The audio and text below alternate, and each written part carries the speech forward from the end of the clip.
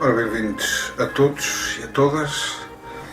Estamos a viver num Estado totalitário? Essa é a grande pergunta que nos fazemos já hoje em dia. Eu vi um tweet do Primeiro-Ministro António Costa em que ele dizia: a noite passada assisti à peça Terror e Miséria no Terceiro Reich, onde Brecht nos conta como o totalitarismo emerge, cresce e ocupa o cotidiano de uma sociedade. Memória oportuna, no Teatro do Bairro, em Lisboa, numa encenação de António Pires. Eu comecei a pensar sobre isto. Então, será que já vivemos num Estado totalitário? Vamos ver.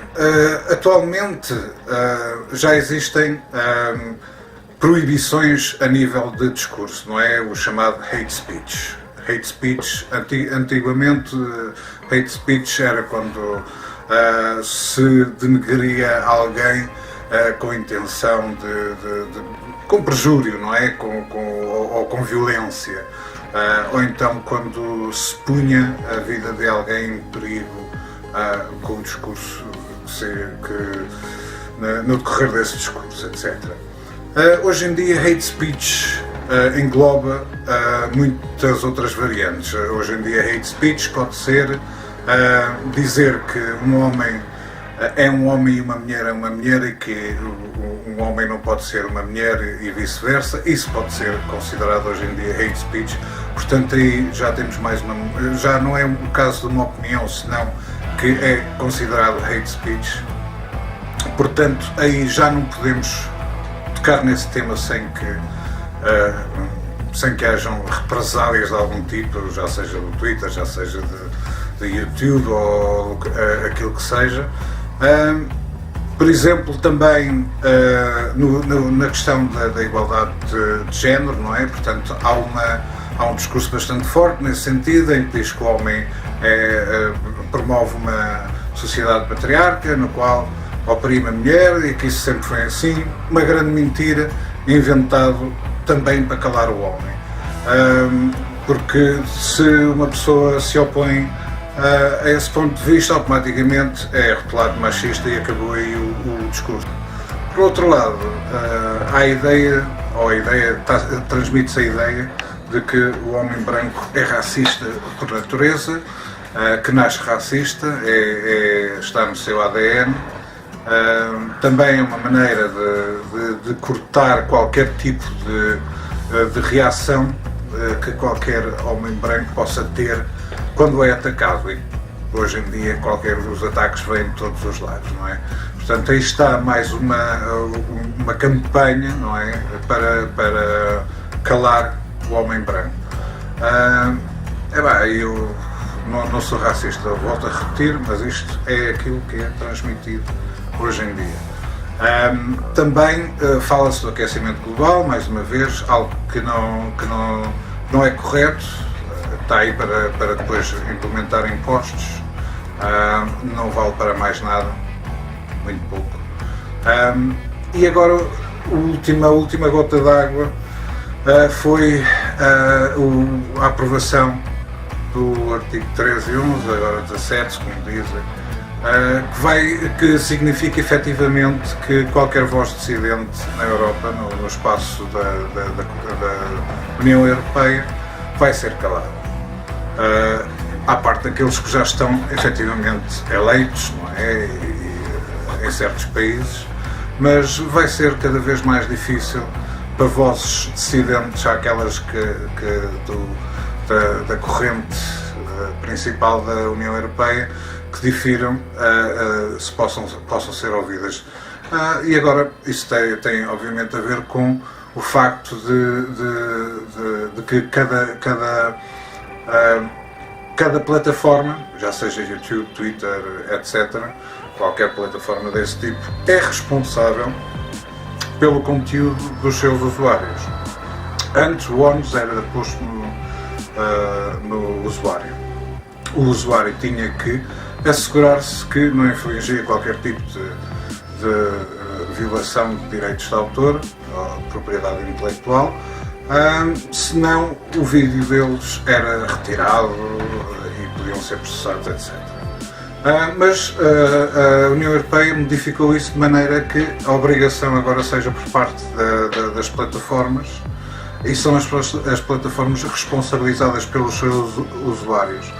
O que quer dizer basicamente é que o YouTube vai deixar de existir no espaço europeu, YouTube, Twitter, Facebook, etc. Todo esse tipo de plataforma, porque simplesmente eles não vão arriscar os seus,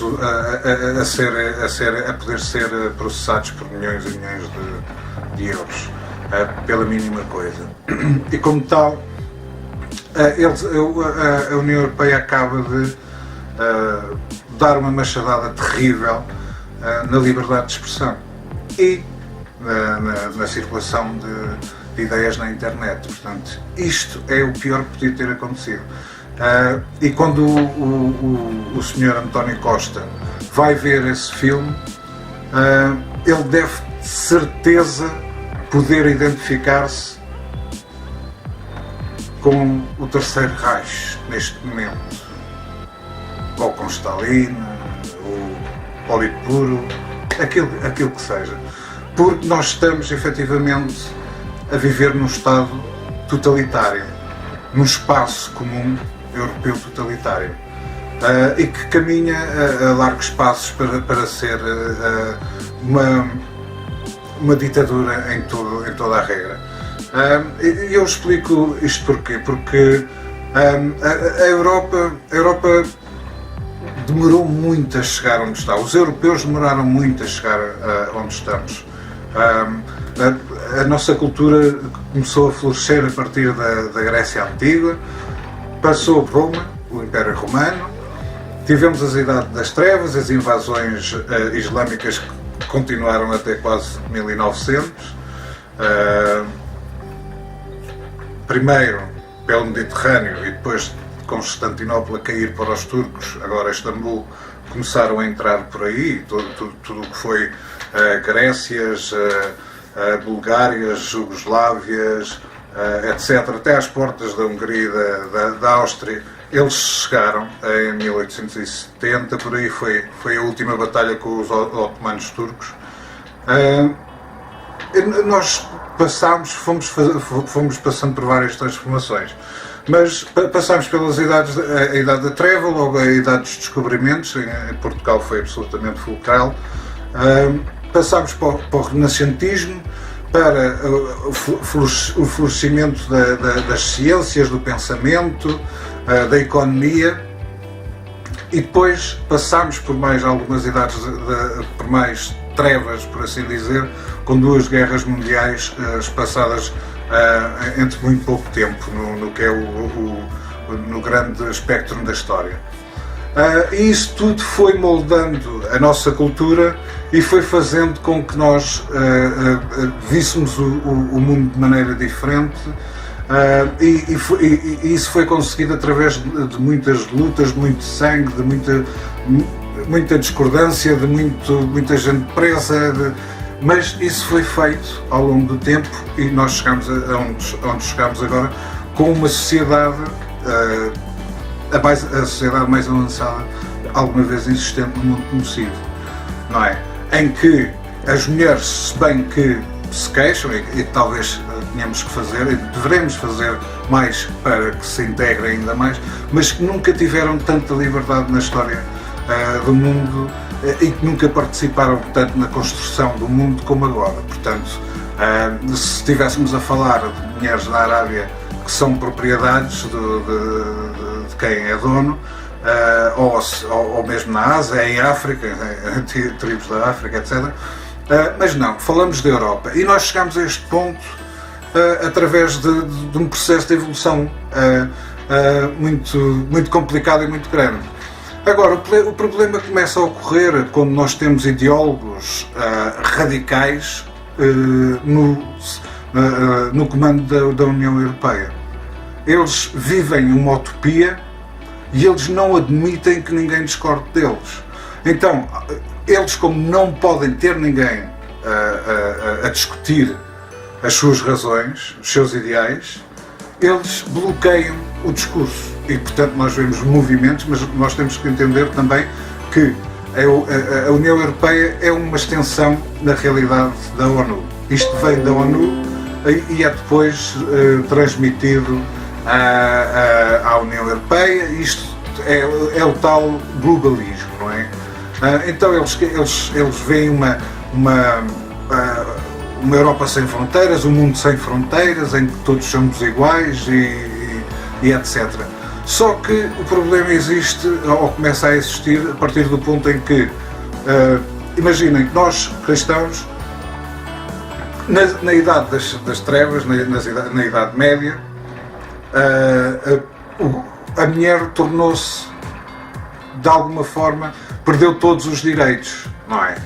Eu tinha que ir com o lencinho, havia todo um respeito, se bem que nunca tão mal como não tão mal como os islâmicos.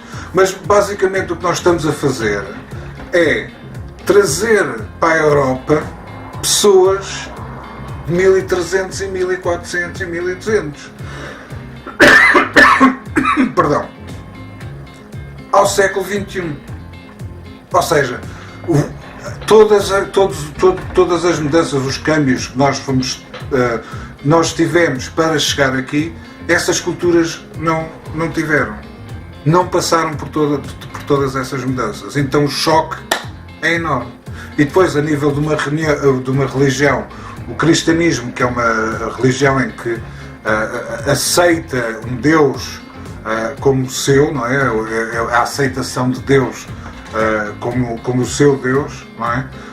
Depois temos em comparação uma religião que é uma religião totalitária, não é? É uma religião que diz que todos os que não são fiéis devem morrer, ou se convertem ou devem morrer. É uma religião que aprova a pedofilia, segundo aquilo que nós entendemos aqui na Europa, porque, por exemplo, no Corão há versos que dizem que Maomé, ou Mahoma, ou aquilo que ele se chama, foi-lhe prometida uma menina de 6 anos, quando ela tinha 6 anos. Ele consumou, o casamento foi consumado quando ela tinha 9, e isso está no Corão, e finalmente ela esteve com ele até aos 18 anos, idade em que esse tal senhor morreu. E isto é algo bastante constrangedor, não é? Mas isso é o que diz o Corão, é nisso que eles acreditam. Portanto, para eles, uma menina de 9 anos é free game, está-se bem, não passa nada. Então, isto realmente, o choque de culturas são dois mundos à parte. Então, o que é que eles fazem? Eles decidem seguir a fazer aquilo que é também parte da ONU. Isto é muito importante que vocês entendam que isto vem da ONU e que os lobos vestem pele de cordeiro, senhores e senhoras. E abrir as fronteiras e trazer para cá pessoal que está que tem uma mentalidade do século XI. Do século XI, mas cuja religião ainda é pior que a nossa, não é? Isto é uma receita para o desastre.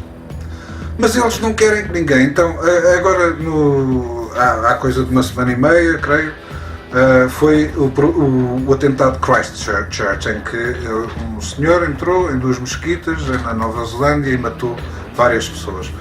Passado isso, eu sou totalmente contra ataques, já sejam de cristãos, já sejam de muçulmanos, pessoas inocentes. De qualquer forma, passado o ataque, a primeira norma que foi dada, ou a primeira lei que foi passada pela senhora Jacinda Ardern, a primeira-ministra da Nova Zelândia, foi proibir as armas automáticas, ou semiautomáticas neste caso, e proibir carregadores de grande porte, etc. E eu achei isso interessante, porque quando há quando há atentados na França, na Inglaterra, os governos desses países não vêm logo para a frente e dizer: oi, atenção que as armas estão legalizadas, meus amigos podem ir às armarias comprar armas. Eles não fazem isso. Portanto, existe um duplo standard nesse aspecto, não é? Ou seja, ainda por cima na Europa temos as leis de armas mais restritivas do mundo, não é? Portanto, que é uma miséria. Mas de qualquer forma, aquilo que eu queria dizer é que existem dois pesos e duas medidas.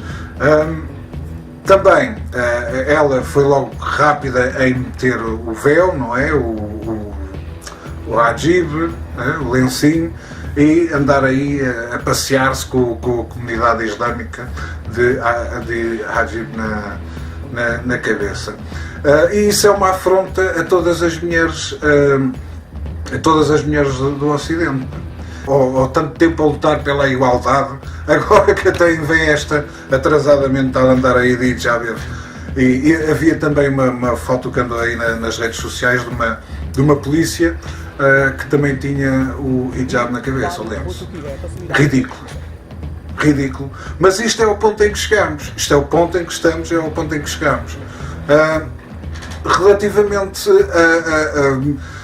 por exemplo, o professor Jordan P. Peterson tinha sido convidado, creio que era para outubro, para aí mais ou menos, a residir em Cambridge, na Universidade de Cambridge, onde ele ia investigar junto de outras pessoas e debater sobre a Bíblia, etc., com outros estudiosos nesse campo. E automaticamente Cambridge retirou-lhe a oferta. Passado 2 ou 3 dias retirou-lhe a oferta. Porque na Nova Zelândia proibiu-se o livro delas 12 regras sobre a vida, porque aparentemente uma pessoa, um psicanalista clínico, parece ser alguém que é bastante perigoso, aparentemente, porque faz com que os jovens acordem de alguma maneira para aquilo que está a ser feito. Bem, então, isto para dizer então que tudo aquilo que é feito hoje em dia é para proteger os islâmicos, é para proteger uma gente, uma religião que é ampliamente retrógrada, incrivelmente retrógrada, que não só não respeita as outras religiões, senão que nas suas crenças somos pessoas baixas, em relação de estatuto baixo, pior que um animal, e que ou nos devemos converter ou devemos morrer.